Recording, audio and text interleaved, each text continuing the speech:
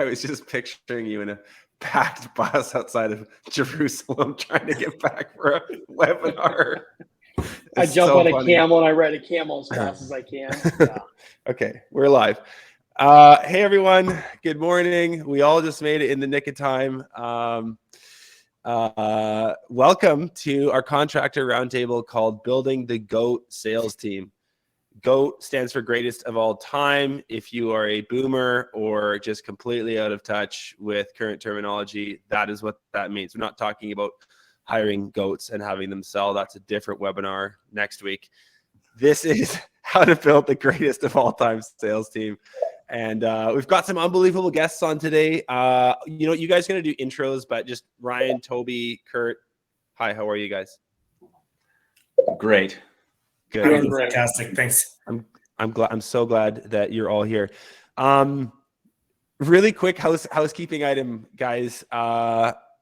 We have a chat box that we like to use a lot, and we're going to be monitoring it.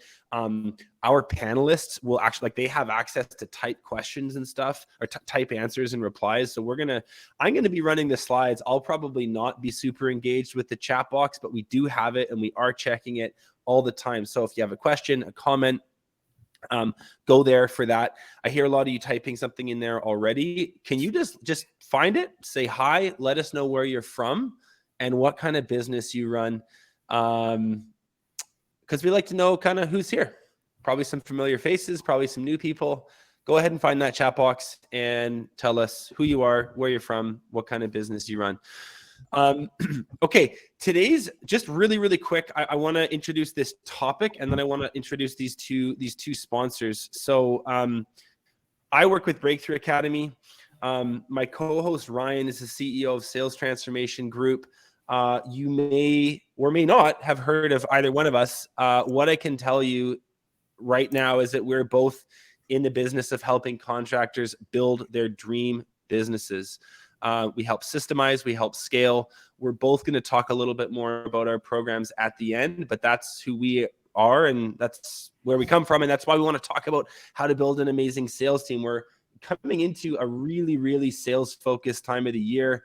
It's going to be March is right around the corner, which means spring and production season is not far off. And probably a lot of you are thinking about hiring your first salesperson or hiring your fifth salesperson, but you're likely at a part of the year where sales is front of mind. And if you're growing as an entrepreneur, you might be getting to that stage where it's no longer time for you to do all the sales, for you to close all the deals. It might be time to get that off your plate. And so today's roundtable is going to be a really fun discussion with some superstar entrepreneurs who have done this already and are ready to share from their experience what they've learned about jumping through this hurdle, which is a hard one, right? Sales is the last hat that most entrepreneurs take off. And these two have made that jump and are ready to share with you what they've learned.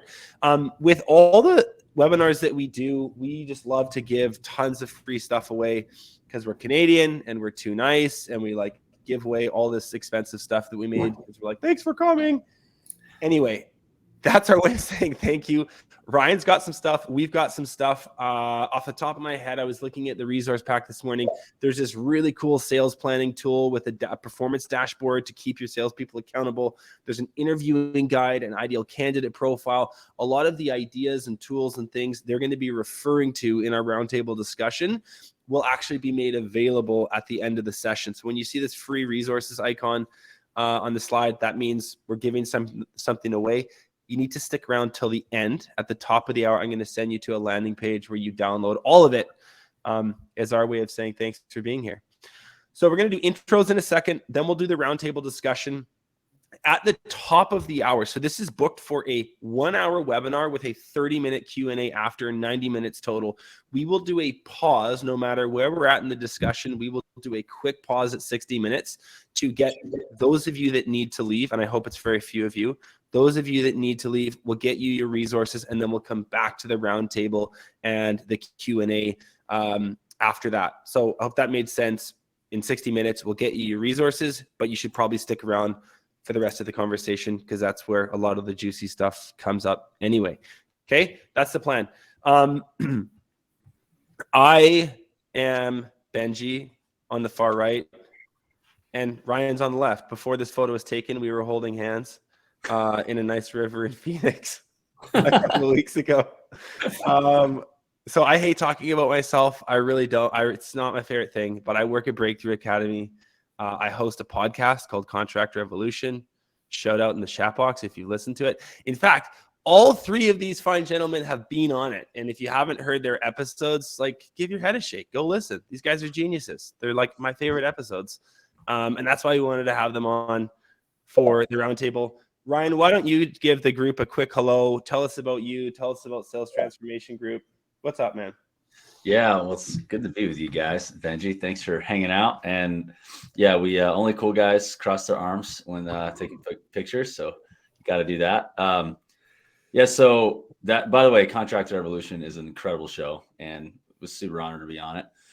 And yeah, but a little bit about me is I'm the CEO of Sales Transformation Group. You can go STG for short, and they call it Breakthrough Academy BTA. We're STG. And yeah, just we help companies build high-performing sales organizations. So companies who are struggling with lack of predictable revenue or a sales process that they can't find is repeatable and scalable, or or they just don't have a culture of growth and they need help with that.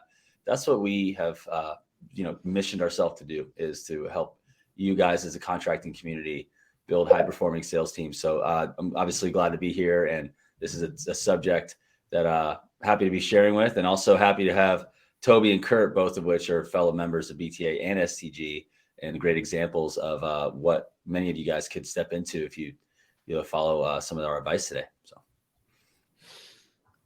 amazing. Kurt Jansen is CEO of Beyond Group. Started as Beyond Foam. They were spray foam contractor. Now they run an empire in Calgary. So Kurt, tell us a bit about you, and specifically actually like your story when it comes to sales and building a sales team.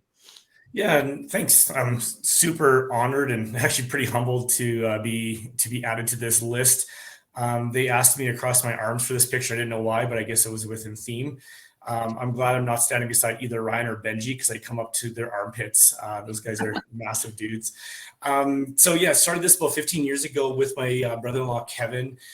It was him and I versus the world. And we started growing, and we just saw that there was a market that we could go after. And as organic growth kept on going and going, we realized we just needed more and more good people to join us. And we had to try and figure out what that looked like and how we were going to do it, and who was going to help us with this journey. And that's the reasons why we got into both, BTA and STG. And both of those things have really helped us grow personally and definitely within our business. Awesome. And I'll add that Kurt is one of the most optimistic, visionary type leaders that I've come across. And if you guys aren't following him on LinkedIn and things like that, check him out, because he's really diligent and consistent on just kind of creating a great culture that people want to be a part of. So thanks, Kurt, for your example, brother. Oh, thanks, Ryan. Toby, tell us about you, man. We've worked with you for a long time. I know the ins and outs, but for the rest of the audience, like, you've made some unbelievable strides to top line sales, to like the overall infrastructure in your business. But specifically when it comes to building out your sales team and scaling on that front, like, give us a high level overview of your past few years.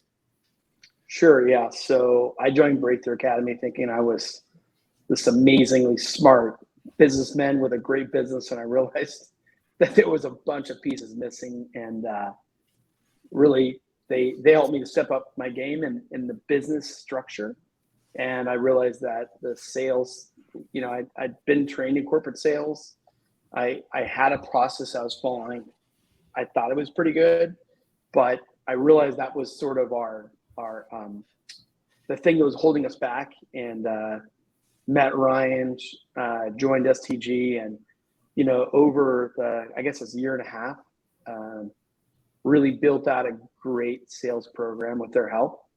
I am the last guy to want any kind of structure, but after 17 years of running my business, I now know that is the way to get the places we want to go. So it's been a little bit, it hasn't been the easiest thing to get there, but it's incredibly rewarding to see that now I have a structure that can help my people to grow, and I don't have to stress about sales or the production systems. Now I can really focus on the things that I love to do because of what these guys have helped me build. Amazing. Thanks, Toby.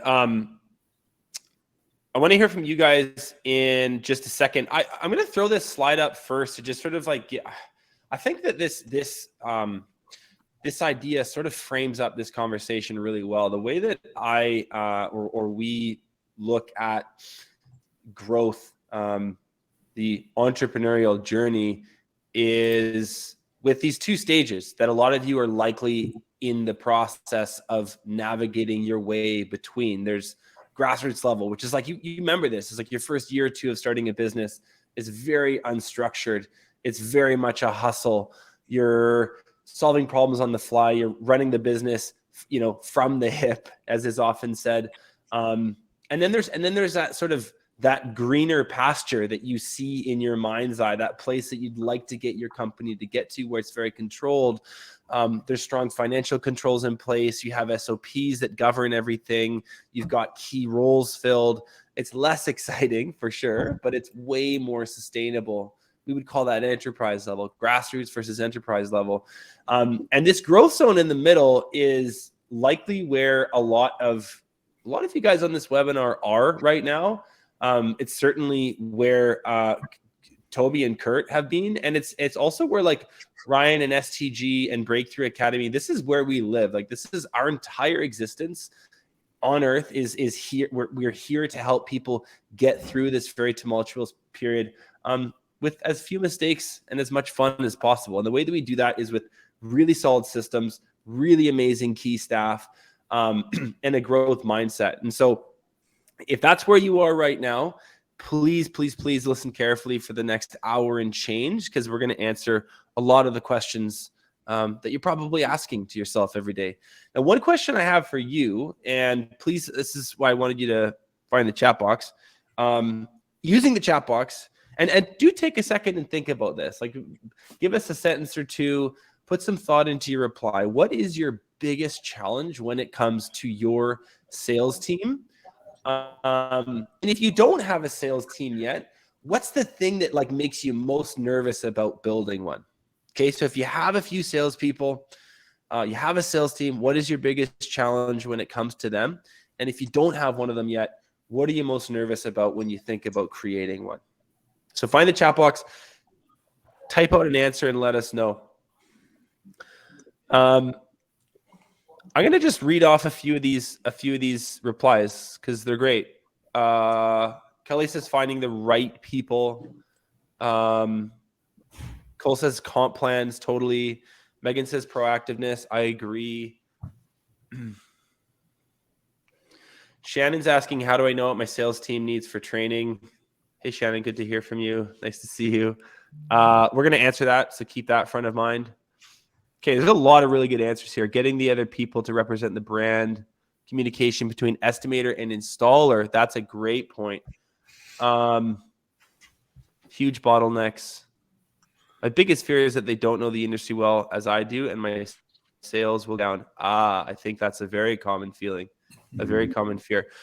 Creating a plan, training, hiring, motivating them. These are really, really good submissions, guys, and thank you for sharing. So what I want you to do is, if you haven't read through the rest of the comments yet, like, go do that in the chat box. I think you're going to find a lot of the fears and nerves and doubts you have about this are shared by a lot of other entrepreneurs as well. So you're definitely not alone. But it's also interesting to see each of us find different facets of this process, of this journey, more daunting than others. So thank you for your answer. If you're still typing away, finish your thought and put it into the chat box. But without further ado, let's get into the content part of this webinar. There's some really big challenges that we see, and you guys, a lot of you I've already mentioned this in the chat box. But big challenges we see when it comes to building a sales team. So a huge one is like a lack of team buy-in to the process, the sales process. In other words, In other words, everyone's got their own unique way, their own style. They like to sell in different ways. It creates a hugely inconsistent brand experience for your customers. Another one that's really common, I think Toby and Kurt can both speak to this one, is like, while you may have a salesperson or two, you're still doing the lion's share of sales. If that sounds like you, let us know in the chat box. I know I've been in that place too myself, where you have these people on payroll and you're like, man, I'm still doing 80% of the new business here. Aren't you supposed to be the salesperson? The other common one is just like this mindset that you need to be landing all the jobs that come across your plate. So not understanding the sweet spot when it comes to closing ratio. You don't want to be landing all the projects. You don't want to be quoting all the leads, and you don't want to be landing every job you look at. You actually want it to be somewhere between, we can debate this, but it's probably between 40 and 50%. The fourth point here is like an inconsistent cycle, an inconsistent, like your sales are not level. They're not steady through the year. That could be due to seasonality. It could be due to burnout and like certain times of the year where you just get tired and sick of it. But having a very, if you looked at your sales on a graph, having a really, steep ups and downs and not something that's very consistent is hugely problematic for your production team and the whole operation. So those are some common challenges that we see. Ryan, Toby, Kurt, anything to add to these challenges? Either one of the points here you want to expand on or something else that you see?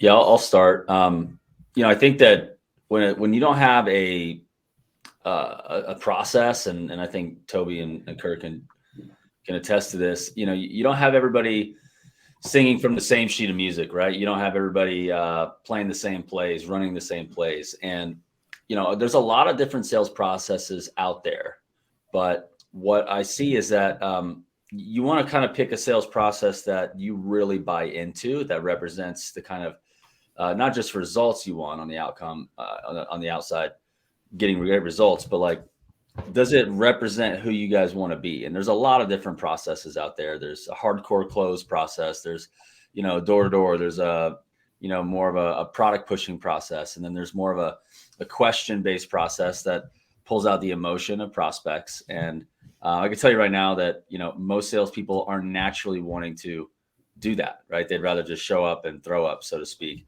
So when you don't have one that supports the type of outcomes and milestones you really think matter, and maybe you may not even know, right?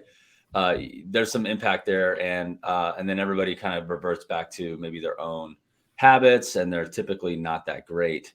And so a sales process that you can buy into, which I've seen, Toby specifically, like he started to hold people accountable to following it, in a rigid manner. That was huge. But when he didn't have that, he was kind of loose with it. It started to, he started to see people just kind of quickly in a performance zone out in the real world, in the field, just kind of go back to what they were doing. That's really comfortable. So I think that for me, I could talk about all four, but I think not having a process is huge, because then you end up defaulting to the prospect's process without having one. And then the prospect would just love for you to tell them how much it's going to cost and all this great stuff, and use you for, a free estimate, and not really have the intention of working with you. So. Yeah, I'll speak up here. That whole trying not to land 100% of the jobs that come in, like we give our guys some pretty big goals to hit as far as gross profit, actual dollars coming into the business.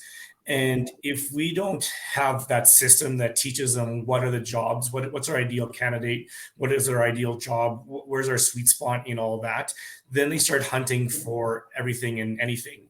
And the more we can put in front of them the right type of clients and teach them how to go after them, hunt for the right type of clients, that's really changed our business. And we've been able to produce a lot more work with fewer guys. And that's been a big win for us. Toby, anything you want to add to the challenges here? I mean, all of these are huge. I could probably talk for a while on each of them, but my favorite one of these is getting your team to buy into that process. My heart is in developing my people, finding people with great potential and helping them figure that out. And when they buy into that process and you see some success, and it's just, man, it's the best thing in the world. Like, you've given them a tool, something that they can use that can help them to see themselves in a whole different light, be successful on a whole new level, and, you know, get beyond where they thought they could and how much they're earning, their paychecks, but also in just helping people out and making customers super happy, right? If you can sell a customer on your discount price, that's one thing. But if you can get them to hire you at a higher price because they see the value in what you did, there is nothing that makes a salesperson feel amazing like that, right? Like you didn't have to discount. You sold that value, and that even makes them happier because they're buying something that they really want. Like Ryan talked about, it's really going to solve their problem. So each of these is a challenge, but I love seeing my people have these major breakthroughs. That's it for me. I love it. It's awesome. I love your point about it being rewarding, because I think it really is. You teach someone how to sell. It's a skill they have for life, and it's a huge, huge, huge help to your business. Let's get into the questions here, guys. Just an FYI on how this roundtable works. We get questions submitted by you guys, the audience. We comb through, we find the ones that come up a lot, and then we sort of amalgamate the question into this slide. So I think we have 3 or 4 that we're going to go through. I'm going to ask the question, then we're just going to talk this through as a group. If you guys want us to go into finer detail or something isn't clear, use the chat box and we'll check. But the first question, and Kurt, I'm going to go to you first. Tell us a little bit more about your what is your sales evolution story from Scrambled to Systemized? Yeah, it's a good story. I use the analogy that I've run back and forth on a teeter-totter for many years, and I would run to the sales side and jump on that as much as I possibly could, and then I'd run back to trying to run a company, be part of operations, deal with personnel, HR, like the whole 9 yards, and we were doing okay with this type of stuff. We were running $4.5 million worth of work, but we were all just a bunch of cowboys that would jump on a horse and we'd all just kind of ride off in one direction or another. And we had some good sales guys that were doing what they were supposed to be doing, but it led us to the point where I'm saying, I don't know how do we get to 7 million? How do we get to 10 million? How do we get to 15 or 20 million? And I couldn't see how we could do that with the process that we were on. We didn't have any benchmarks. We didn't have a roadmap. We didn't have common language. We didn't have a lot of those things. And really what I just put in the comment section there is, I stayed up at night for many, many weeks thinking, how can I pay less people to get me to where I want to go, as far as just bringing in work. And so when you start asking yourself those type of questions, you can reverse engineer it and figure out systems and processes to get you there. And for me, it ended up being just coaching. It's just having the right coaching. And the analogy goes, I was playing in college ball, trying to get to the major leagues. What do? Well, you try and get a major league pitcher, a major league manager to teach you how to do that better. And that's how we've really worked on our systems and our processes, by getting people that have done this, that do it for a living, to really come alongside us and help us guide that way. They say that one big Clydesdale horse can pull like 7,000 pounds. 2 horses together can pull over 20,000 pounds. And if you get 2 horses that like live together, dream together, eat together, like even grow up together, they can pull over 30,000 pounds. And that's what I was trying to do, is bring people together in such a way that we could pull the most amount of weight. And we've leaned on the expertise of guys that, like I said, have done this before, that are great at it. And so that's really the story of where we came from as guys that were kind of fumbling along, doing the best we could, grabbing resources as we could, to now we talk the same language. We're, like Brian said, we're singing off the same music page, and it just becomes easier once you have that system. So that would be my answer for that one. Hey, Kurt, just to be clear, just for the audience, like, the numbers I'm looking at here on our slide, it's like 4.6 million to 7.2 to, I think, this year on trend for well over 10. Like, what, Can you just break down those numbers and sort of like how the business has grown over the last 3 to 5 years? Are you, just to be clear, are you looking for like some more specifics on what guys are actually producing for us? No, I was more just asking about like overall business growth over the last few years, because your guys' trajectory has been pretty impressive. Yeah, that's probably a 30-minute conversation, but like we've been able to really identify who our best clients are, where the best margins are, and really go after those. And for people that don't know, like I own 5 kind of separate companies that all work under the Beyond group of companies, and some of them are large AJS projects, some are small average job size projects, some are very tender based, and lots of other ones are we deal with a lot of SEO, SEM stuff. So we kind of hit the market on a lot of those touch points, and we really have to have individual goals, plans, and ideas for each one of our markets, and then we go after those ones individually. But our growth really has come out of just putting the right people on the bus that want to see their division grow, that want to see their division succeed. And as we've been able to implant these amazing girls and guys into our business, the growth has just happened from that. Right. Okay. Got it. And speaking of like getting the right people in the mix, like I think that's our next question. We're going to talk about, what is the makeup? What is the profile of an excellent salesperson? Toby, let's go to you. What's your sales evolution story? So it was just chaos. I was driving all the sales, and like I said, I had a process. So it wasn't that I was just going out there and just quoting and hoping. But it was good. It wasn't great. We didn't really have a clear sales system. I did not have a system to train new salespeople. And that was certainly holding us back. And I determined this was the biggest issue holding us back from growing. So with STG, I learned the baseline selling program. I got deeper into it during an online event.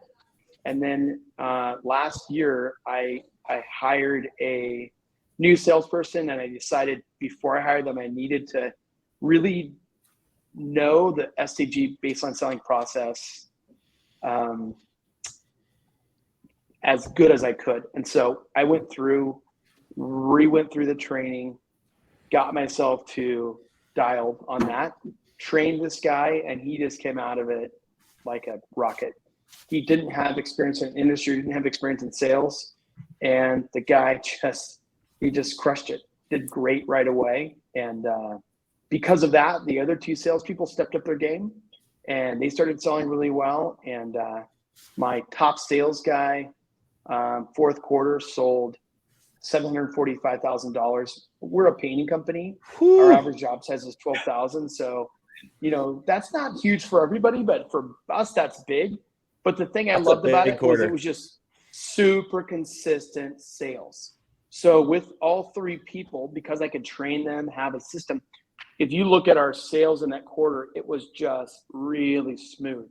It gave our production the ability to just produce as much as they could. And that was huge for us. So we ended up, I did a little bit of a competition to sell out all of January. And that was my goal. And we did it. So by the time December was over, we had January fully booked. And because of that, we produced 3 times more this January than we had any other year. That was our big, my big challenge with sales was to even out our production cycle. In painting, the winter's always slower. And I've been working really hard to get that to be more even. And this year we produced, I think it was $368,000 of paint jobs in January. So that was a big deal.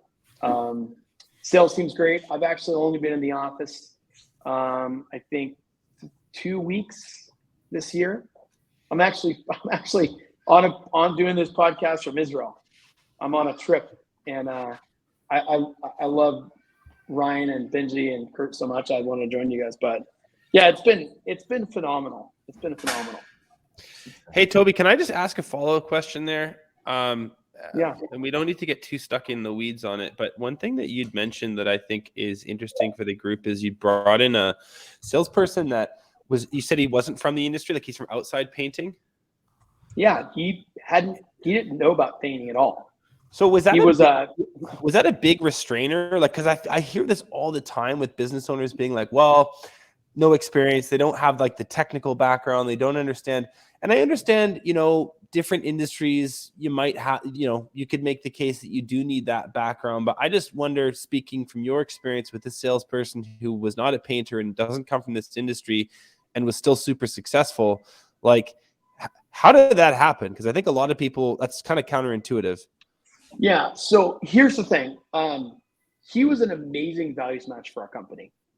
And I told him, I said, look, I will only hire you if you commit to me that you're going to do whatever it takes to be successful. And I want a commitment for 2 years. And he said, okay. He goes, okay. I said, I need you to think about this 24 hours. So he thought about it. He called me in like 18 and said, dude, I can't wait anymore. I gotta do it. So it's challenging. I think it was more challenging. It's like the grass is always greener. You think what you don't know is so valuable. So helping him get beyond that. But in a couple of weeks, he was able to quote exteriors and sell them and give the information needed. The salespeople doesn't have to be the expert in every part. They need to know, right, but they don't need to be a painter. In fact, right, none of my sales team, the salespeople that do great, none of them have painted before. I actually did an on-site training where we went to a job and some of the painters were teaching these guys how to paint just so they got a little bit more. So I trained them. There's a training program we have on painting and how to quote it and answer questions for customers. But, I think when you have a really good sales program, you can connect it to what that customer really wants when they feel that you understand them and how to solve their problem. They're not going to be giving you those little right, detailed questions that try to trip you up, right? Right. It's right. the bigger, connecting to the bigger thing. So training him, it was a bit of a challenge, but I'd rather have a values match and train him for the technical parts of the job and the sales than have somebody who isn't willing to do everything they can. That's been my experience too, Toby, and that's why I wanted to bring that up for the audience. And Ben Fisher's just posted another really great comment, which is like one of his salesperson was in food and beverage in 2018 and just about sold 4 million last year. So it's like, this is my point. Sales is its own skill set, and you can backfill the technical knowledge way more than you think you can. And you'd rather have someone with the right profile who's lacking experience than someone with all the experience in the world who just isn't really born to sell, which is a great segue into our next question. And Ryan, I haven't heard from you in a minute. I want to start with you actually. So I know we prepped this in a different order, but I'm going to start with you. You've got you yourself are a great salesperson. You work with a team of great salespeople and you run a program training great salespeople. I suspect you have some perspective on this. Tell us about the profile of a good salesperson. Okay. Well, Kurt and Toby, great job, by the way.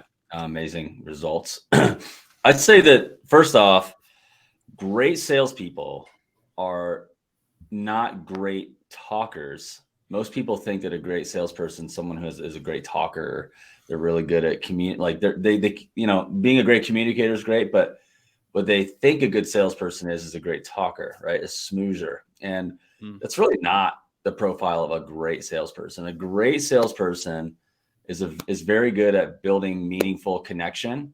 And they're very good at asking great questions that are not canned per se, but are meaningful and purposeful around finding out what's really happening and getting to a place of the emotional state of the prospect. Because I can tell you right now, 100% of people buy off of emotion.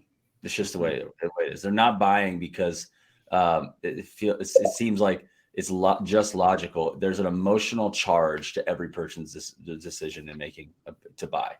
So when you think about that, it's like talkative salespeople are actually, that's not a great profile. So what I like to have, I like to say is a great salespeople should be emotionally intelligent, have a lot of self-awareness and awareness of others, so social awareness.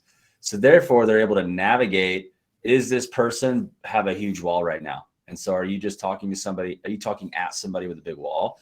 Or are you aware of that person's emotional state and you know how to get them through connection to a place where they have a need and desire, and you're opening that up. So I think when you really look at a great salesperson, it's somebody who cares more about being their friend and more about really helping them, which means that you may need to, have somebody who's willing to be out of the comfort zone of the prospect and their own comfort zone in order to really help them.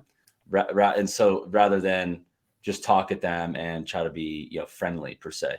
So you want to be friendly, but you also want to go deeper to a point where you're really making an impact. So I think great communicators that are great conversationalists, people who have emotional intelligence are great salespeople.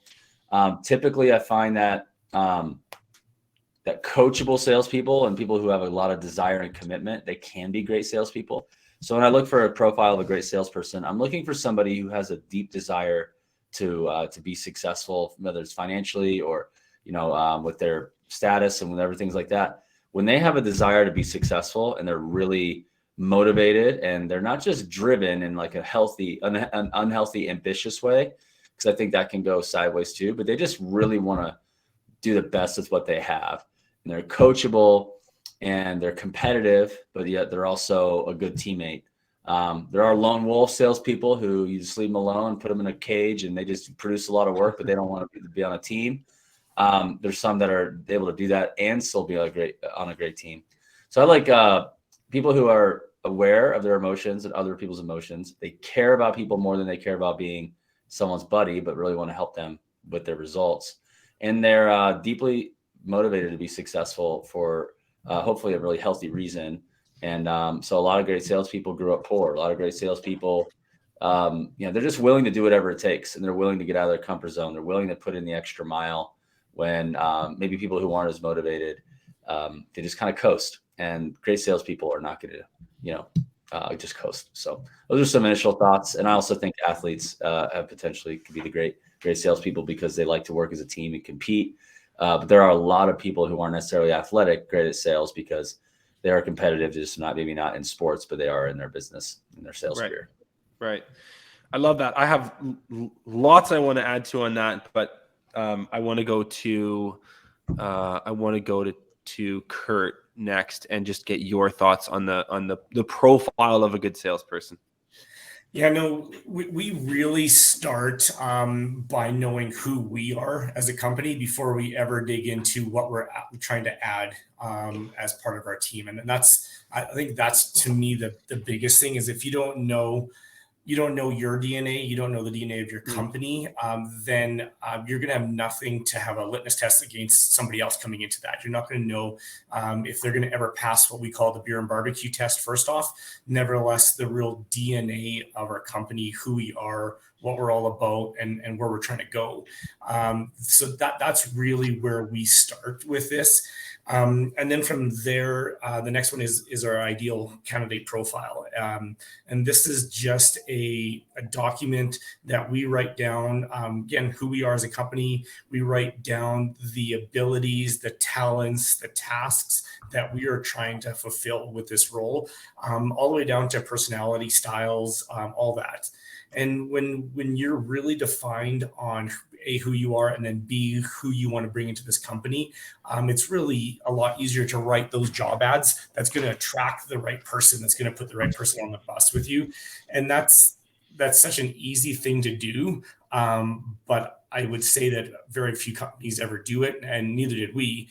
And we ended up with, back in the day, too many turds that we had to flush. And now our turd detector is a lot, our sniff detector is a lot better.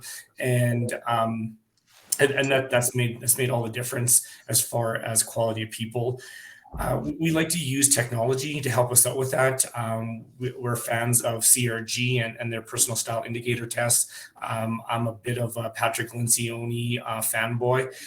Love his stuff, and we use his 6 Working Geniuses a lot with different positions in our company.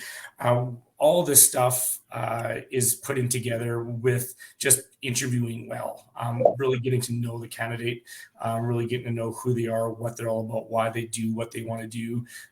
It is a process to get hired on as a sales position in our company, because we don't want to make a mistake. We want to eliminate as much of them as we possibly can right from the get-go. So that's kind of like our take on what we're trying to do to get the right people added to our company.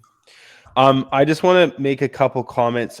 That was so well said, Kurt, especially the part earlier about having an identity and knowing who you are as a team. Like everyone knows I'm a bit of a football nut, but and I promise this won't be a long NFL diatribe, but one thing that you'll notice about really struggling teams in football, but other sports too, and you hear commentators say it, it's like they don't know who they are right now.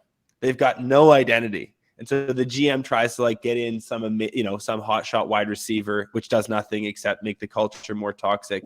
And I just think there's such an amazing parallel you see there between you guys as a super high performing group of companies and having that core identity established through clear core values that have been integrated into the company, a clear brand, a clear set of systems and SOPs that govern the way in which things get done. And so there is, some deep work that needs to happen to build that. And if you are feeling identityless as a company right now, that's probably something to think about first before you go out and try to make a splashy hire that you think is going to solve all your problems. It won't.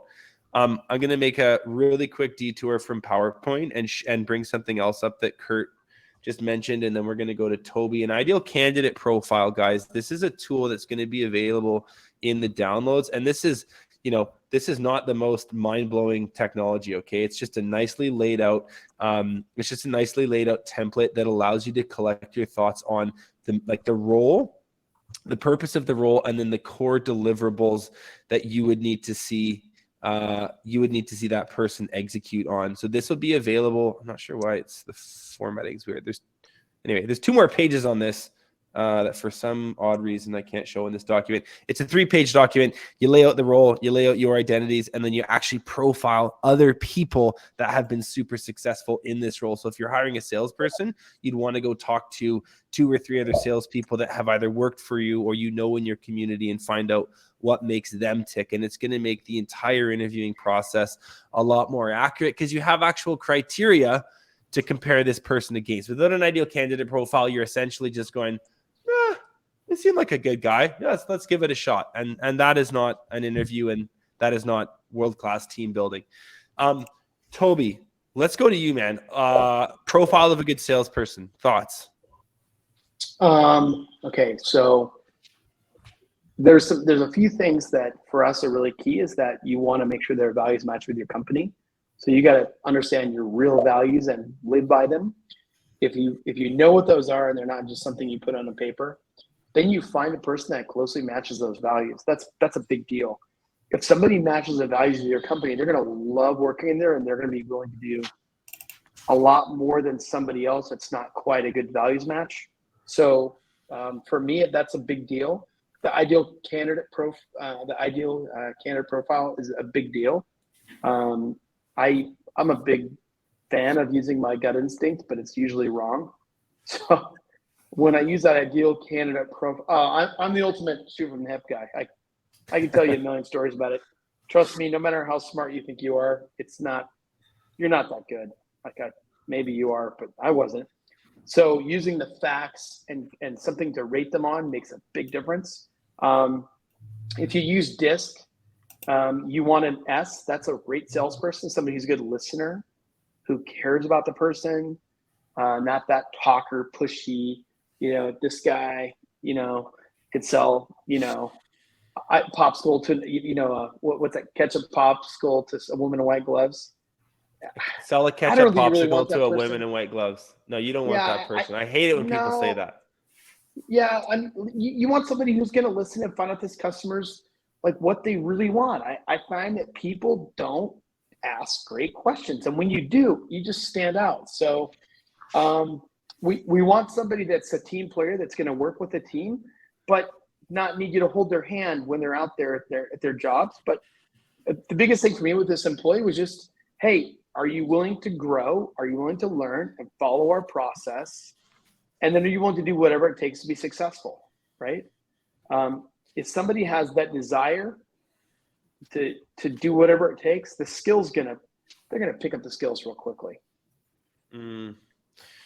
I really want to double down on something all three of you have said in different ways, which is great salespeople ask good questions. And my experience is the exact same, which is that 90% of the selling that I do is through making people feel seen and understood through the questions I ask. What I say thereafter, it's not irrelevant, but to be honest, it's just details. It's just minor stuff. The real selling happens in those moments where you ask a question in a certain way using really healthy and organic like tonality in your voice. And the customer goes, that's a really good question. I was hoping you'd ask me that, or I've never been asked that before. And one thing that I've done for I did it for myself first, but I've done it for the rest of the sales team, and it gets used a lot, is I built a list of like the 75 greatest questions to ask our prospect.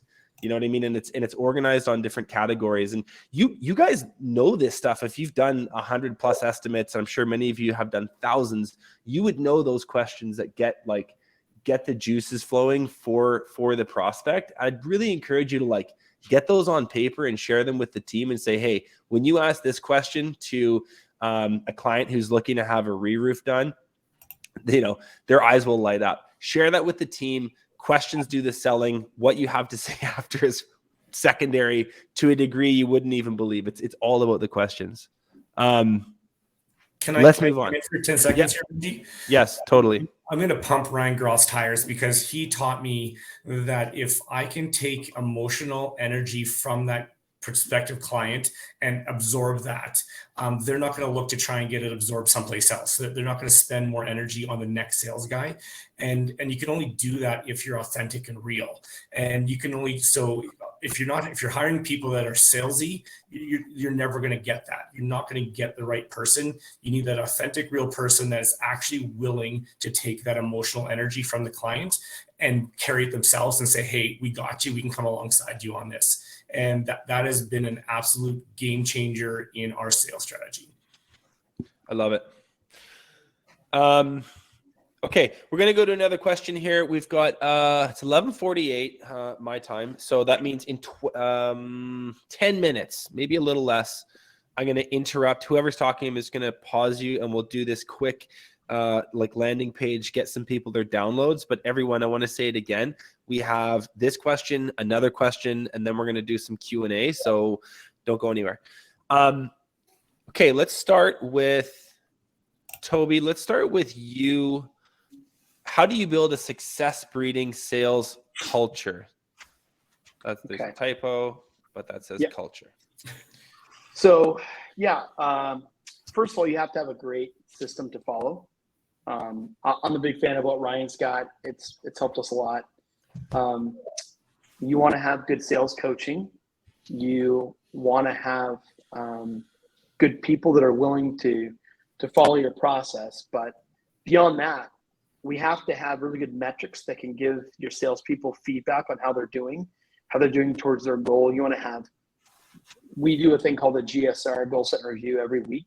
So I know it's time consuming for me to do that with my sales tool, but it's the most effective time that we spend. It's about 30 minutes, and we go over their KPIs, their weekly goals, their monthly goals.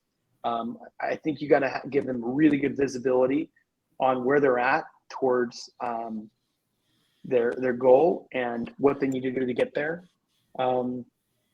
We track average job size, their closing ratio. The 3-week closing ratio is a big one for us. And we also have a coach outside of SCG that we pay for each salesperson to meet with once a month. Not so much focused on sales, but focused on personal development, helping them to get over that thing that's holding them back. I find that people aren't, their personal and work life, they're typically not going to be really excellent at work and bad at home, or vice versa. They're gonna bleed into each other. So I have them talk to their coach about whatever's holding them back from killing it, and that works great. Let's see. The live sales events are huge. So this year our plan is quarterly do an event with our sales team. Twice a year we're going to do an event with STG, and twice a year we'll do a training off site. Salespeople, 50-60% of their work is complete failure, right? Compared to other people. I wouldn't say it's failure, but basically they're not getting phone calls back. People aren't returning emails, right? Like, if you have a person that's closing 50%, they're doing really well. So it's a very emotional roller coaster job, and you want to be investing in those people. So I'd love to help my team grow and build, and it's awesome. Yeah, there you go. October in Dallas, we'll be there. So that's it. And then the other thing is just getting feedback, letting them be very honest with me. I want to hear what they have to say. Sometimes they have better ideas than me, maybe 80% of the time. Kurt, let's go to you. Then we'll do Ryan's thoughts, and then we'll do this quick pause. Yeah, for sure. So for me, it really starts with a great employee and employment agreement, laying out who we are as a company, laying out the metrics that we're going to judge them on. We have 3 to 5 deliverables that if they don't get them, that doesn't look good on them, it doesn't look good on us. And so then within there we put in all the metrics of what is the success and how are we going to get there. And so that's something we do on a yearly basis with every one of our staff. And as our company grows, that's what we do. And it doesn't matter if you're a frontline worker or one of our sales staff, we have one of those for you. We also are big fans of visual reminders. Every day when you walk into our office, you will see 2 TV monitors, one with your name on it and what you're doing for the day, and the other one with a big old pie chart that tells you how we're doing as a company getting to our goals that month. And it doesn't say the actual dollar value, it's just on a percentage. But if it's the 15th and we're only at 40%, you can see that pie chart. And you know that, hey, we got to pick it up as a team. We got to sell more, we got to produce more. We love competition and we love camaraderie. We love to set big goals, and we absolutely love to party when we hit them. And so we that's what we do on a monthly basis. As we hit our goals, we get together and we have a good time together. So those are big things for us. Toby mentioned already, but like the GSR meetings, the goal set review meetings, absolutely massive. And we do that on a weekly basis. And then every quarter we dive into that even deeper. It's really hard to look at milestones 6 months or a year out. It's pretty easy to reverse engineer them and make them into weekly goals or quarterly goals. And it's a lot of fun. It's a lot of fun to celebrate the wins with these guys and girls when they hit their targets. And we love every minute of that celebration. So those are the things that we really concentrate on as far as high performance stuff. We also do little things like myself and my business partner, Kevin, we'll just go for beers and wings with some of our staff and just hang out with them, not as a large group, but in smaller groups, just to get to know them better. If we want to create the culture we're wanting of, loyal, optimistic, principled people, well, then we want to build that into their lives in every opportunity that we can. And so whether it's, inviting a family over to our place for a barbecue to hang out with my kids and my wife, or if it's going out for wings, we try and invest in our people that way. Hey, Kurt, real quick. Can you share the track record of, since you've been really focusing on the GSNR, the visualization, the process, what's the growth look like by salesperson? I think you guys impressive closing ratio improvements and volume and things like that. Yeah, so I pulled out a few numbers the other day, and I'd love to share them. I have one estimator. His name is Ryan, and in 2020, he sold about $1.3 million, and that was before we were deep in with STG. So that 1.3 turned into 2.9 in the next following year. We have another salesperson, Adam. He sold about 916K one year. The next year we were at 1.48. So a massive jump. We had a brand new guy start the week we started with SGG. In his first year, he closed, the first 2 months, 65% of the jobs that he got. But at the end of the year, he ended up closing 44% and had 780,000K. And he had zero experience in the industry. Only thing he knew is what we were teaching him through our SGG stuff. So this was my whole, how do I get more sales out of the same people? How do we produce more and I don't have to pay more in salespeople? And the answer was put in the right systems, teach them about emotional intelligence, and really set them free, just to go and kill it for us. Mm-hmm. So good. So Love good. it. Ryan, anything to add on like, I think we've hit some really good fundamentals there, like the visual reminders, the scoreboards, harnessing that like competitive nature. Anything else, any other practical advice that you have for how to build a success breeding sales culture? Yeah. So, couple things. I mean, when I was playing baseball, it's like, you're always fighting for your job every single day. And like, there's not this, you don't want to create that entirely, but like, there is something powerful about the salespeople knowing, hey, like Kurt or Toby, they're looking for another rock star to join us. That's going to join this team. And so, and like with that, there's like leads that will be distributed. When they know that the competition's heating up, and hopefully you guys continue to find higher level talent. So you want to create this individual competition by continuing to recruit consistently. That brings some inherent pressure and causes them to want to level up. But also, we like to unify by doing a couple of intrinsic things. So, like, I don't know if you guys are big on the wrestling belt or like the super cool. I had a company, we got creative, and they have they're the roofing partner of the Nashville Predators, and so they did like a predator skull on like copper from their sheet metal shop, and it just looked like this most amazing thing. I've seen, Thor hammers and like whatever, you name it. So I think that when you have like a high performing sales environment, even with two guys competing against each other, they want that award. Something I also want to share too is like, if you can create some kind of a week, like month is a long time, but if you want consistent high performance, it really is weekly high performance. And if you want weekly high performance, you need daily high performance. And you need daily high performance, you need, hourly high performance. So when you start to measure a lot, and then you start to break down the compensation, the reward on a shorter term window, it creates more consistent, like shorter term.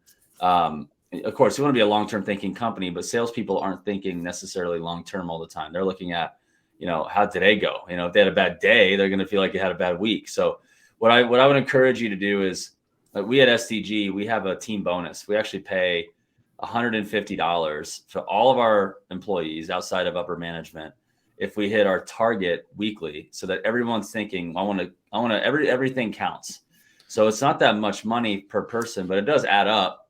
But if we hit our target, it's huge, and you can start to kind of increase that based on your desire to grow. So, create an internal environment of competition by recruiting, measure, publicize numbers, like, Kurt talked about, which is so great.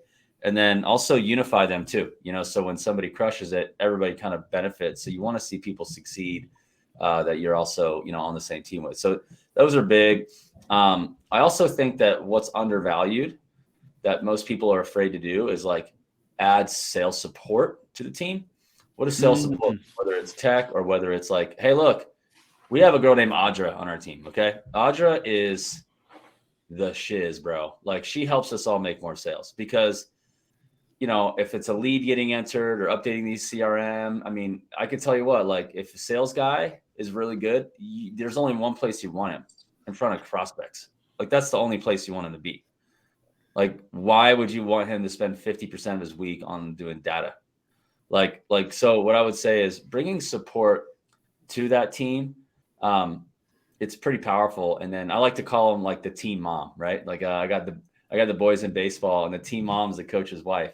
And dude, she's not cuddling people. She's like, yo, you need to stop doing that. Hey, you need to start doing that. Hey, you're up next. So what are you doing? You're not hitting now. And so what they do is they bring this desire to make sure it's right and organized and accurate, but they're also supporting the team.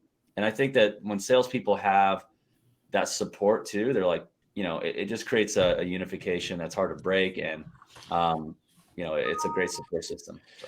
Yeah. On the measurement piece, Ryan, people play better when you're keeping score. That's the difference between practice and a game. And I couldn't agree more with you on the support thing. We have an Ashley, and we couldn't do what we do without her. I mean, she's our team mom and supports us when we need it. But more often than not, she's telling me to get my shit together, which I need. Okay, we're going to do a quick pause. I think there's there's 107 of you here. Don't go anywhere. We're going to do a 5-minute detour. Okay. Ryan's going to talk briefly about STG. I'm going to talk briefly about Breakthrough Academy. We're going to come back to the roundtable. We have one more question, and then we're just going to do free-flowing Q&A to close. So don't go anywhere. On the note of implementing change, okay, we spent the last hour discussing some really great ideas and giving you some real world experience. This is not just like textbook ideas that sound good and we're regurgitating stuff from a business book.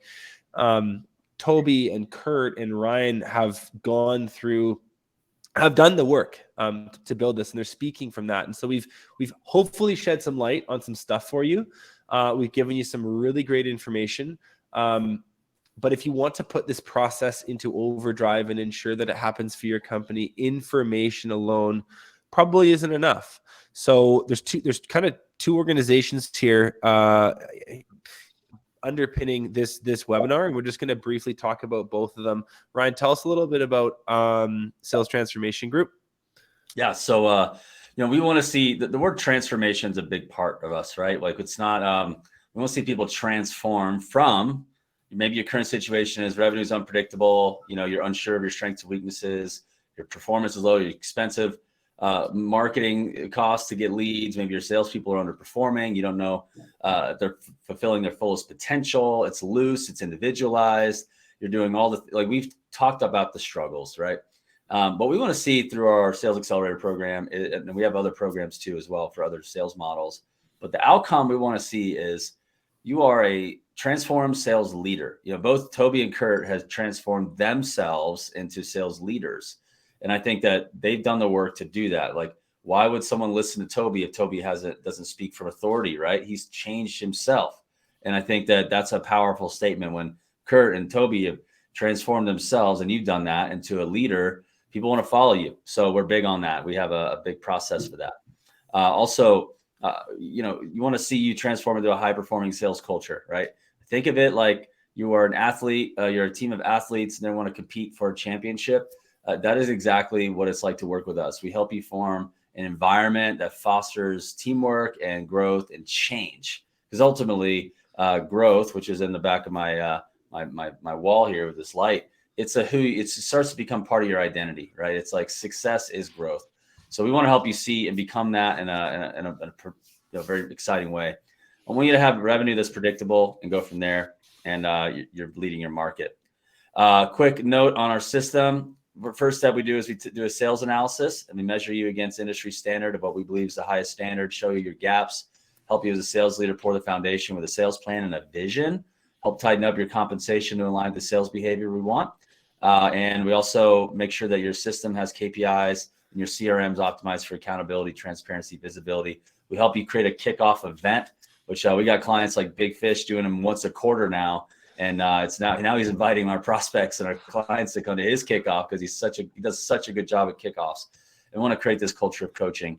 And then we professionalize your sales force through coaching and support, milestone-centric sales process, positioning statement, sales presentation. And then we like to automate as much as we can. So removal of data entry. We don't automate camaraderie. So CRM to Slack to notifications, and everybody sees a dopamine hit if so-and-so got a lead, so-and-so closed a deal, reports are out. We want to automate camaraderie and also leverage social proof marketing for prospecting and automation. And then also when it's time that your team's transformed, we want to recruit and ramp up new reps. So how do you attract those high performers? We use a video sales letter and a sales screening tool that actually is incredible and different, that tells a story and gets people really sprinting to work with you, spending 2 hours to work with you versus you convincing your brother-in-law or your buddy from high school or your dad's friend who's semi-retired to come out of retirement to work with you. Now you have people who fit your core values, ready to roll, ready to take massive action. So amazing. So thanks, Ryan, for sharing all that. I'll just sort of like briefly explain where we sit in parallel to Ryan. So Ryan's program is like unbelievably well built for the sales systems, culture, people within your organization. Breakthrough Academy, our approach is much more on the operational side of the business. So if you are growing quickly, if the demand for your business completely outstrips your ability to supply it because you don't have operational systems, you don't have the project managers you need or the site foreman you need, you don't have strong financial tracking, and you don't understand your data well enough to make informed strategic decisions. If your goal setting and strategic planning process is missing, that's kind of why we exist. So our mission is to transform honest, hardworking contractors into well-balanced leaders and thriving entrepreneurs. We coach about 450 contractors all over North America. Toby and Kurt are two of them. There's many, many, many more. And the growth that we see is really impressive. Altogether, these businesses did about 1.3 billion in revenue last year with a B. And the companies grow their revenue on average by about 21%, which I think is good, but again, I'm not going to take too much credit for that. What I do think is really impressive is the 40% increase in net profit. So we are systemizing for the sake of making you more money and you working less. Today's conversation has been really focused on sales and marketing. But if you want help on business planning, financial budgeting, creating an organizational structure that makes sense with defined roles, building a world-class recruiting funnel and having a better hiring system, if you want to implement training and onboarding systems so that your new staff are supported and can be ramped up more effectively, this and a whole bunch of other stuff is what we do. So we've built a really cool a member toolbox, a content library where we have templates and resources for everything. You work with one of, I think we have 16 or 17 coaches now. They're all industry specialized, very, very high performing, hold you accountable, guide you through the process. And the thing we've all been harping on throughout today's conversation is the value of community, right? There's a reason like 110 of you have sort of come together to talk about this common experience, these common challenges we all have, because leadership is lonely. And so if you want to plug into a group of high performing contractors and learn from them, that's what Breakthrough Academy is for. Okay. So to get your download package, to get these free resources, I'm just going to rattle them off again. Ideal candidate profile template, interviewing guide. There's a sales dashboard that allows you to create super accurate sales plans for your team. And then, you know, those GSR meetings that Toby and Kurt were talking about, the ones that they have with their salespeople, we've included the download, the dashboard rather, that they use to conduct those meetings and drive performance. So here's what you're going to do. You're going to go to trybta.com/sales. trybta.com/sales. I think we'll post it in the chat box in a second here. And then in a few moments, you should actually see a little pop-up that comes up on your screen. You can click there too. So there's two different ways to get there. You can just type it into your browser too. It's trybta.com/sales. There's going to be a very simple landing page where we ask you for some basic information, and then you have two options at the bottom. So if you want to apply to join the Breakthrough Academy program, we have a few spots left for our March 2nd cohort that is starting very shortly. What that means is you do a strategy session with us. We do an initial phone call. We'd love to get to know you a little bit, hear more about your business and its challenges and what you're trying to do in the future. And if Breakthrough Academy makes sense, we get you in the program. If you want to book a call with Ryan and his team with STG, you select that drop down. So there's one for Breakthrough Academy. There's one for STG. You select who you want to talk to and hit send me my templates. and you will have this this resource pack in the next few minutes. Certainly by the time we're finished this webinar. Okay, that's it. That's the break. Let's go back to where we were conversationally, which was on our closer. Toby, let's start with you. What is the one thing you recommend to build a great sales team? And this is, you're speaking to someone who hasn't done it yet. They're starting to cross that bridge for the first time. Looking back on your experience, what is the one thing you'd recommend to build a great sales team? You got to have a sales system. You got to have a way that you can train them, measure the success, identify the areas they're struggling and coach them through that. And something that you can use to track performance and develop them beyond. So without a sales system in place that you can see how well they're doing, you're going to be lost. You might be okay, you might be good, but you're not going to get to great until you have a really good system that you can train your people. And if you have a good one now and it's working, if you create a great sales system, you'll be blown away with what it will do for your business. Amazing. Multi-step sales process, have a CRM, have some good talking points, some nice collateral, set your reps up for success. Don't expect them to come in and perform magic tricks. I love that point. Kurt, let's go to you. One thing you'd recommend to build a great sales team? You need to have a vision. You need to have a vision of what great looks like. And then you have to be able to reverse engineer it with all the stuff that Toby just talked about.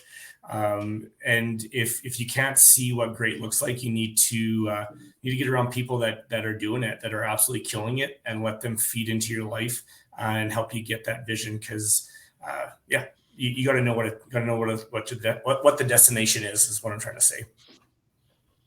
Cool. Ryan, any advice here?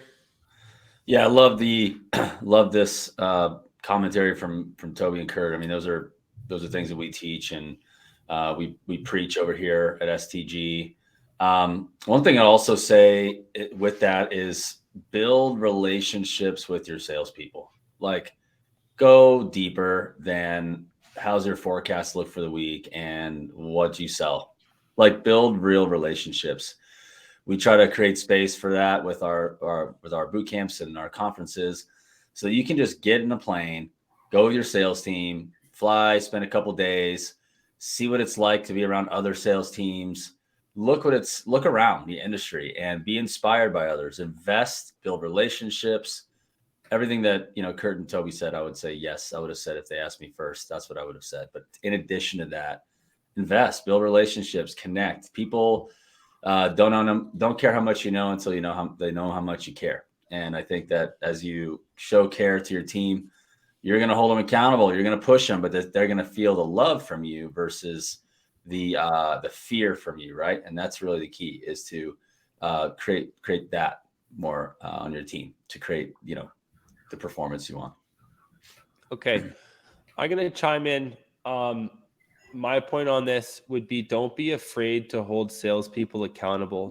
Toby talked about it earlier in the conversation. Like, I don't know if this is, I'm almost worried this sounds politically incorrect, but high performers like a firm hand. If you want performance, that needs to be demonstrated to them. And when they deviate from the standard, it's not that you come down on them and berate them, but you do notify and you coach them back towards the results that they've been hired to achieve. And it's this weird thing where the thing you're most scared of doing as a leader is actually the thing that person you're leading wants the most. So it's scary in the moment, but over the long term, once you kind of get on the other side of that, you wouldn't believe how fundamental it is to getting that flywheel spinning, get that sales culture growing on its own. I think don't be afraid to hold people accountable. That's what they're actually looking to you for. Okay, I want to hear. Actually, you know what? We're gonna hold off on this transfer out slide. 1 sec. I want to just go to loose form Q&A. I haven't checked the chat box in a while. Does anyone have questions that they want to ask that we can address?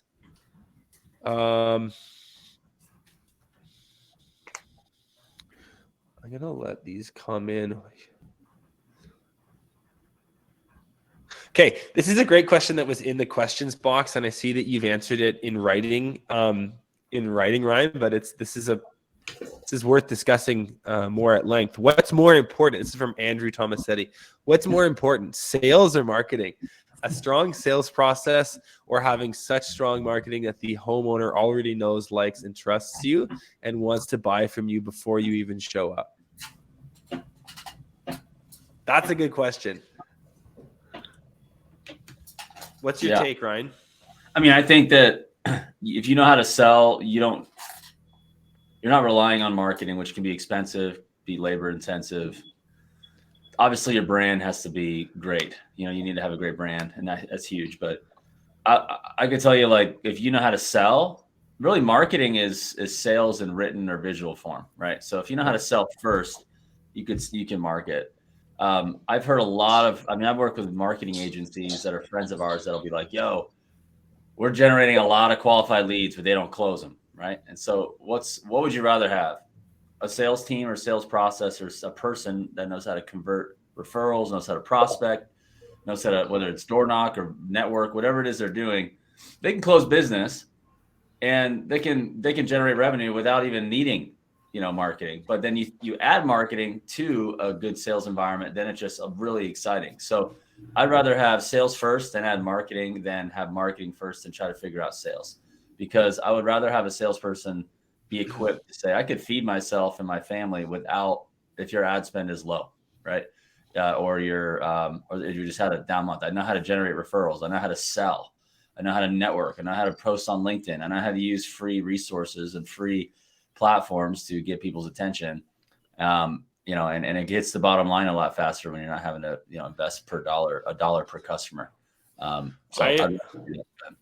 I have thoughts on this as well, and they're aligned with Ryan's, which is that they're both extremely important, but you start with sales. And I'm speaking from our own experience with Breakthrough Academy.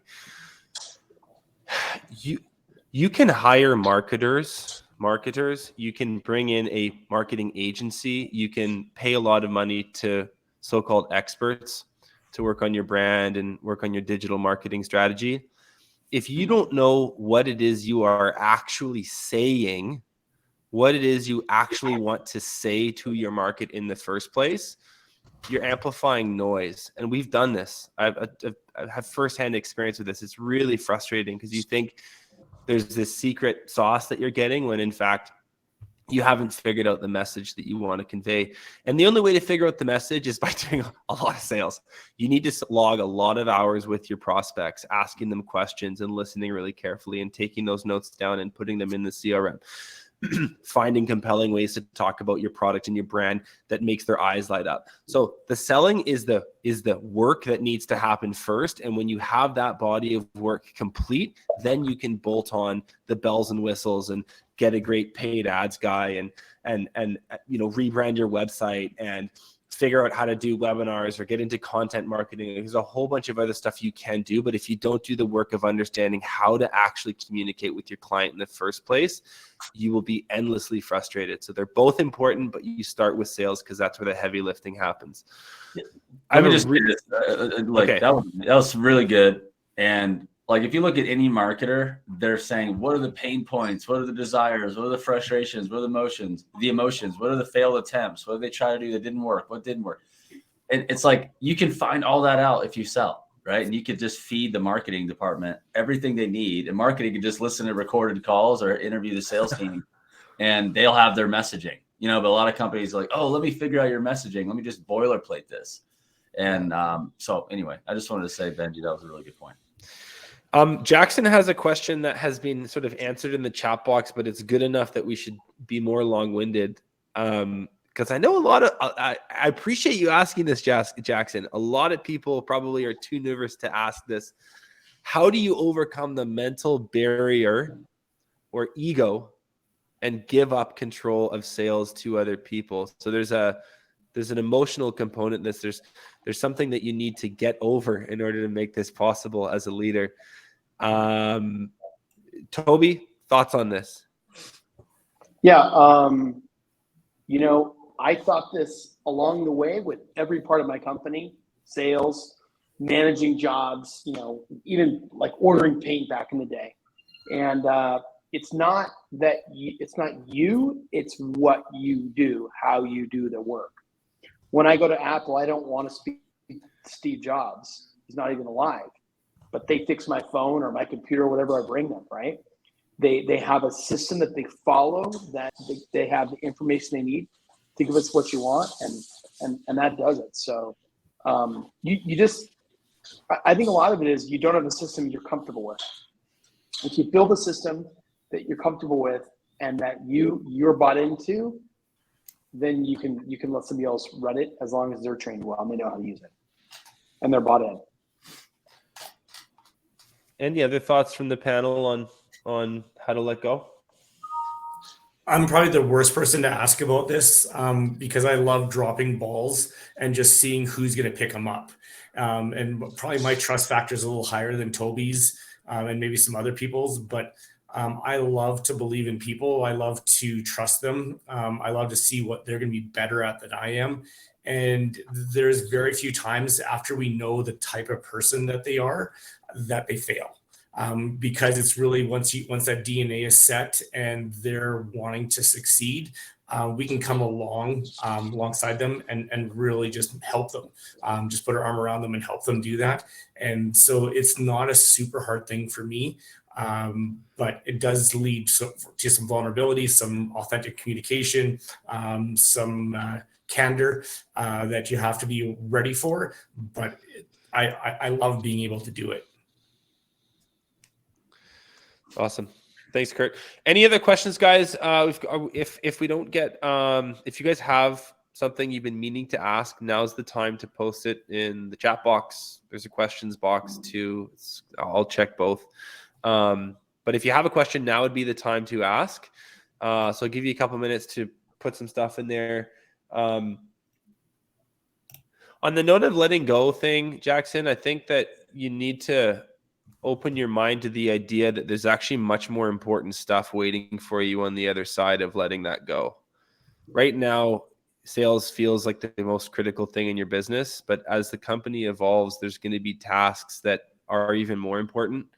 It needs vision. It needs values. It needs disciplined implementation of systems.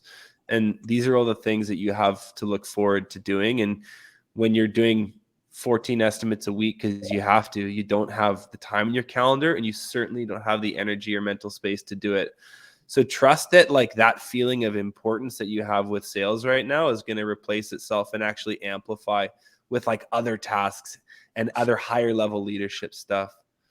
That's my thought on that question. Okay. Promoting forward thinking. Okay. That's a great question, Adrian. Can you speak to promoting forward thinking and motivated technicians into sales positions? So I think what he's asking is like, if you have a really good painter, you have a really good landscape technician, you have a great foreman who does have some of those skills, that does have that profile that we were talking about earlier, they're good listeners, they're strong communicators, etc. Do you guys have any thoughts on moving those people into sales positions? And Adrian, if I've not summarized your question correctly, like please reframe it, but I think that's what you're asking. Any thoughts on that, guys? On moving somebody not from sales into sales? Yeah, like somebody that's like a job site person who maybe does have the profile that they could be successful in sales. What are your thoughts on moving them out of a field position into a sales position? So you want to be careful about moving somebody who's successful in an area to an area they're not successful and potentially losing them. But, I think you want to run them through a similar interview process as you would a regular salesperson. Have them do a ride along. You could do it. It's a bit on your gut instinct, but if they would pass the interview to become a salesperson, then it probably would be a good idea as long as they're a values fit for your company. Awesome. Ryan, Kurt, any other thoughts on that piece? We do this all the time. We have Our more technical side of our business, like the polyurethane foam insulation stuff, every one of our sales guys was an applicator, was in the field, and has worked their way up to sales manager, or even to general managing some of the divisions of our company. And that expertise is highly valuable for us as a company. But they have to first replace themselves in the field with other great technicians, and then they have to make sure that they can do that job in sales the way we want them to do it. Cool. Yeah, I'll just say when you have a ladder there and somebody knows that there's a promotion opportunity, it's pretty exciting because they can see themselves with you a long time and growing with you if you're obviously growth minded. But just my recommendation would be get those guys replaced, right? Make sure you're filling out the pipeline, because those guys, the newer ones in the field, are going to need time to develop as well. So I think it's a great idea. Just replace them and understand that this could also tell a story. At the end of the day, like a salesman or sales manager who's doing great, having a great career, he's successful with you, he's making great money, or you're making an impact on the team, but he started in the field. That is an incredible story to tell, right? That's a great story to tell for future candidates who could join your organization and also not be too above doing the hard work initially, knowing that there's something on the upside for them. So good. Thank you, guys. I am going to bring this to a close for the sake of time. It is 12:27 where I live. And I want to just do a quick reminder to everyone. If you've not gone and gotten the templates, like I know we did that pause 20 minutes ago. If you've not gone and gotten your templates yet, Aaron, can you just throw up the this next step slide? Apply to join the BTA program. Book a free strategy session with Ryan and his team and get your downloads. So if you haven't done that yet, go do it. It's going to be worth your time. And I think we'll close here. I just want to give a really, really sincere thank you. And for all of you still on, please echo that in the chat box as well. Kurt and Toby run large, sophisticated businesses. Ryan does as well. They've got a lot of people reporting to them and a lot going on. They've carved out like the hour and a half to do this today, but there was a prep block earlier in the week. So it's a huge sacrifice and a huge honor to have them on here. And for all of you still here, please give a virtual round of applause in the chat box to our guests today. It's been really, really fun having you guys. Thanks a lot for being here. I'll just say, if you guys are not with BTA, you're missing it. You're basically getting a shortcut of building a structured business. It is, I think they don't charge enough. So like, you guys need to get in, do it, be a part of it. It's a game changer. Everybody I work with that's a BTA member who joins us, 9 out of 10 of them are rock stars and they do really well with us.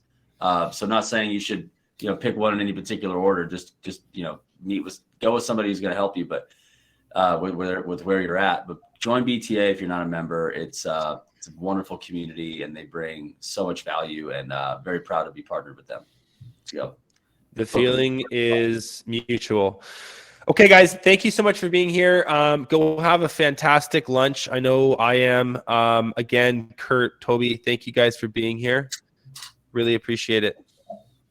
Okay, bye, guys. Thanks for having us. Have an awesome Thursday. We'll see you next time. We do these roundtables all the time, so stay tuned for more invites, and we appreciate it.